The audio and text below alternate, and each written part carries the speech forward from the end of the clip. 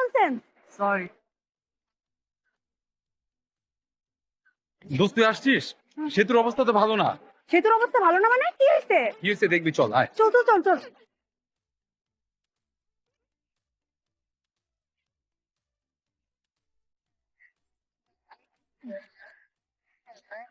কিরে দোস্ত, কি হয়েছে তোর? সর্বনাশ হয়ে গেছে। কি হয়েছে দোস্ত? জীবন তো আমাকে ছেড়ে চলে গেছে। ও, এই সমস্যা। তোর সমস্যা কি? একটা কিন্তু তো আরেকটা আসবে। তুই যেভাবে বলতাছস মনে হয় প্রেম করা অনেক সোজা। কত কষ্ট করে একটা ছেলে পটাইছিলাম, সেটাও চলে গেছে। সবাই কি আর সজলের মতো যে পটানোর আগেই পটে যায়?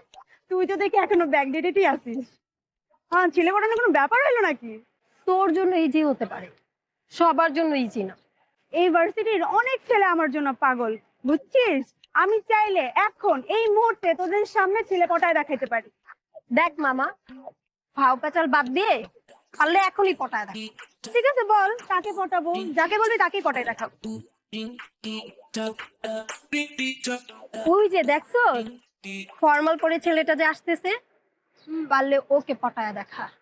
ওকে ঠিক আছে, আমি আসতেছি, তোরা ওয়েট কর। দেখ সত্যি সত্যি গেল দেখি, নিশ্চিত ধরা খাব, দেখিস।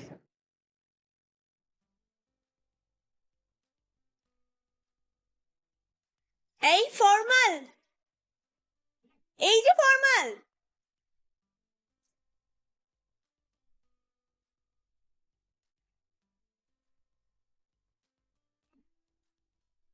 High, this is Mithila, first semester, department of English.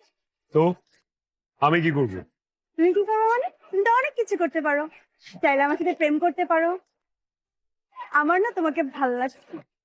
আমি ভাবতাম যে ইউনিভার্সিটিটা অনেক রেপুটেটেড, অনেক ভালো, কিন্তু এখন দেখতেছি যে এটা একটা রিহ্যাব সেন্টার। এই ছেলে, জানো তুমি আমার পিছনে কত ছেলেরা ঘুরে? মেয়েদের পিছনে কি মেয়েরা ঘুরবে নাকি? ছেলেরাই তো ঘুরবে। তুমি কিন্তু আমাকে অপমান করতেছো।